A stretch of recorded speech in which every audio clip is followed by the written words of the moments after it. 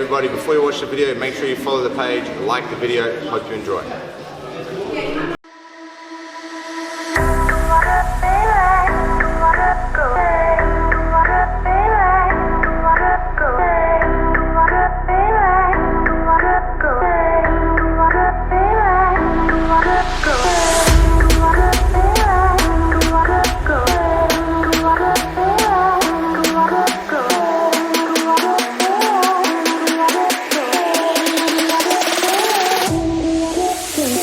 Well, I think our memory started to be not as so fresh that we can remember everything, and sometimes, 3 techniques you get in a car, oh my God, I hardly remember 2. And we work it out. We always try to get better, that same personality traits we were talking about.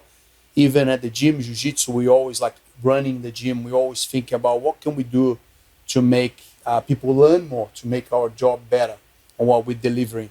And that's how the idea of BJJ 101 was born initially.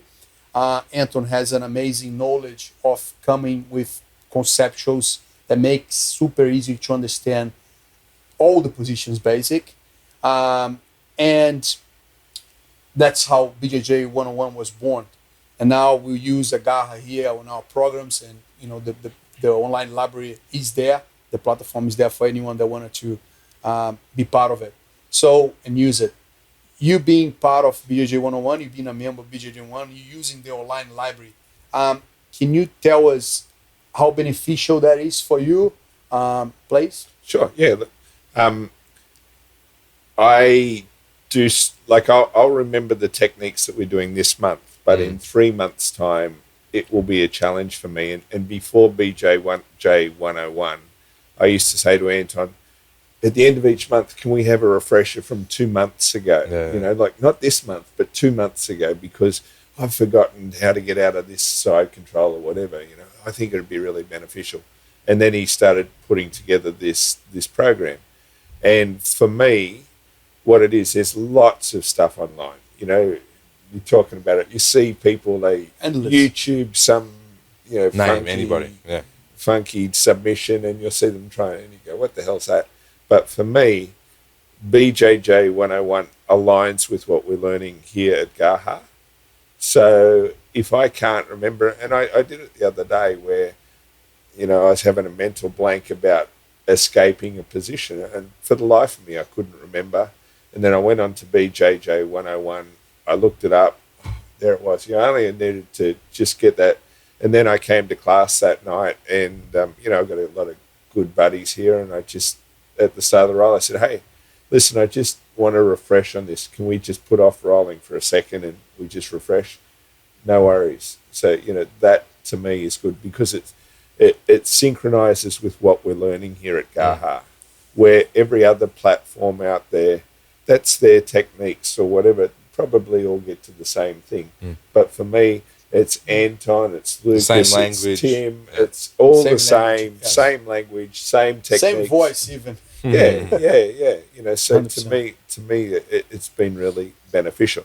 Have I got better? I don't know, but at least I have a resource to go and check it out, and I find that's invaluable. Yeah, the thing that I tried to do, for the most part, is just try and simplify the ideas, man. Because I think there's hundreds of guys on the internet. There's guys with way more accolades than me that are 10 times world champions, all this stuff. And the thing that I've noticed, and that I've actually heard from most people, and I've had a lot of compliments from the seminars that I teach and the videos that I make, whatever, but all these guys are teaching the techniques as if they're talking to another high-level black belt. Do you know what I'm saying? So they're not catering to the biggest portion of human beings that actually do jiu-jitsu, which is people that are just starting out. For the most part, the details you're going to give to this high-level black belt, they're not they're little intricacies and they're little changes, but no, I want people to get the picture, the big picture. Remember we talked about that? The 0 to 6 months, 0 to 5, 3 years. What's the goal? What's the big picture? And again, the whole goal is to create a platform where people can find the most concise goals of what you're actually trying to do when you roll. Because I remember being a beginner, I remember going there, slapping and bumping, and be like, "Ugh," and then like, oh, there's an armbar, and doing some crazy shit to try and get an armbar. But I didn't know what the goal was. I wish someone taught me what the goal was when I started jiu-jitsu. So that's kind of the thing that I've tried to do, is like talk about everything and put it in a way that is so systemized and so simple that you just follow the steps. You just follow the understanding, and you seem to have results. Yeah. And you know, the other thing that I get out of it is as we progress, we might see the same technique or the same, you know, we're working on back takes every year. And, you know, I often joke with you, I say, well, why didn't you tell me that little movement 5 years ago? You know, I would. And he says, but I did. So our ability to remember, you know, like, it's where we're at in our journey. Yeah. So I wasn't up to getting that little intricacy 5 years ago. I wasn't, you know, but now it makes sense. And we joke all the time, you know. I see when people, you know, like sometimes they'll just turn up for the rolls. And I think you're missing so much, you know, because there's that little intricacy that you might have already, you develop a bad habit that you can correct in the training part, you know, rather than in the roles of the class. For sure. And you know, and then if you're not sure, you can go home and you can look on, you know, BJJ 101 and you know, make sure that you're getting those sequences. And when you think about it, Eddie, even when I was young, like there's so many positions and there's so many details in each position that it's nearly impossible to remember. Like it is impossible to remember everything, but sometimes it's like even 50% you can't remember. Yeah. And sometimes you're gonna be phases that you're really good at doing omoplata, and then suddenly you start exploring other things. Yeah, you don't remember the intricates, the final details that are actually gonna make it or break it, the omoplata. And what I like about that program is it allows you to go there and look for like specific areas. So if you need to improve in a certain area, you're gonna go there. Go, I want to get better at a bottom half guard. You go bottom half guard, and then you're gonna have a variety of positions, variety of details. So it's very narrowed down. If you know, I want to improve this, or I want to check that detail, you can go straight to the point and can make it much easier for you to absorb that and come back to training. Of course, it's a tool to help you. You still got to do the work. Yeah. Exactly. Like you can't learn to swim without getting wet, right? Yeah, You know, so you have to come on the mat. You have to train. Obviously, then you get all the intricates and come and try to apply. You know what I mean? And this is going to be a lot of fun to make that happen. And you know, that's one of the things that I'm learning as I go along in my journey. I remember speaking to Monsuk, and I said, you know, what is your goal when you roll? And he said, well, when I roll, I want to practice one thing that I've learned this week in my roll. I want to incorporate it in my roll. And I thought, yeah, that makes a lot of sense to me. You know, like everyone's just going to, skill-based approach. Yeah, he's working on skills in live training. Yeah. And I thought, so when he talked, that was big for me. And I said, you know, look, that's where I'd like to work. So, thank you. No, I think it's funny, man. Like you always do this every week, is where it's like, oh, what's the gem for this week? What are you going to release? And I think it's funny, like every year. But you do tell us a thing that you couldn't comprehend. Couldn't comprehend years ago. That's the point. Like as you increase your understanding and knowledge, you're now open to more information. And like, unfortunately, and my brother actually gave me this analogy, and he's like, all right, you have to understand it like this. Like, all right, everybody that you're teaching's on page 3. You're on page 1572. So how you're trying to bridge that information to somebody here is really difficult, because you can't force somebody to catch up 1,500 pages. So coaching's difficult, man. Like you need to somehow get your knowledge and talk it down into a way that it can be received by somebody that's at this point. That's not an easy task, right?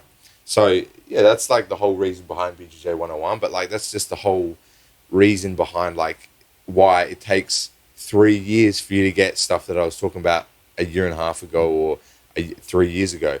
Or every year you learn another new detail about the same techniques or the same positions or the same concepts, because as you're catching up, all of it's starting to become clear to you.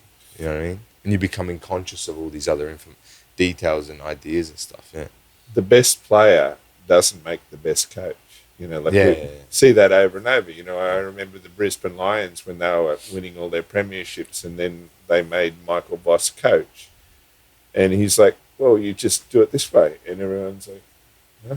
I don't get it." You know, because he was natural at it. He didn't have that ability to bridge the gap, Yeah. to bring everyone up to his level. Yeah. You know, so Yeah, that's definitely true. Guys that are naturals at thing, they don't have to work as hard, so they don't actually understand as well. Yeah, for sure. In soccer, for example, all the guys that work at the defense, a lot of the guys, like famous coaches, they work at the defense and they become very famous coaches, you know, and they say that because they're watching the game, you know what I mean, all the time. Yeah. You know, kind Same. of funny. Yeah.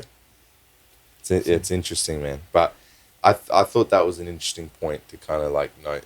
It definitely takes a lot of time to get to it. And this is not, again, this is another parallel with life. Like, as you grow and as you understand more about life, you comprehend things and you understand better and you become more humble and you become more open and you become more understanding. But it takes time, man.